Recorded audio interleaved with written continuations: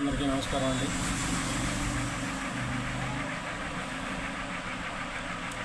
April 13వ తారీఖు AP CM Jagan గారి మీద గులకరాయి దాడి జరిగింది కదా. ఆ అబ్బాయికి ఈరోజు బెయిల్ ఇచ్చారు, కండిషన్స్ తోటి బెయిల్ ఇచ్చారు. శని ఆదివారాలలో ఆ అబ్బాయి వచ్చి సంతకం పెట్టాలి పిఎస్లో. అట్లానే ఇప్పుడు ఆ అబ్బాయి నెల్లూరు జైల్లో ఉన్నాడు. ఈరోజు అబ్బాయికి బెయిల్ వచ్చింది. ఇప్పుడు అబ్బాయి కిస్మత్ ఏంటంటే ఇది ఒక కోడి కత్తి కేసు కాకుండా 5 సంవత్సరాలు ఆ కోడి కత్తి సీను అనుభవించాడు.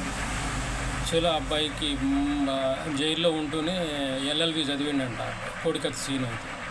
ఈ అబ్బాయికి అట్లాంటి జీవితం రాకుండా భగవంతుడు కాపాడినట్టు అనిపిస్తుంది.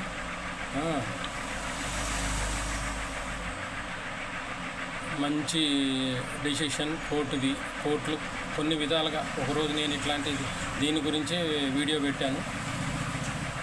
పిన్నిల్ గారికి అరెస్ట్ చేయకుండానే బెయిల్ ఇచ్చారు, ఈ అబ్బాయికి బెయిల్ రాలేదని అనేది. అంటే ఒక 25% కొంచెం కోర్టులు బతుకున్నట్టే, ఇంకా 75% ఉంది. భారతదేశంలో చట్టాలు చాలా మార్పు రావాలి. పేదవాడికి అండగా ఉండాలి. అది వదిలిపెట్టేసి పేదవాడికి అండగా లేకుండా ఉన్నవాడికి, డబ్బున్నవాడికి అండగా ఉంటున్నారు.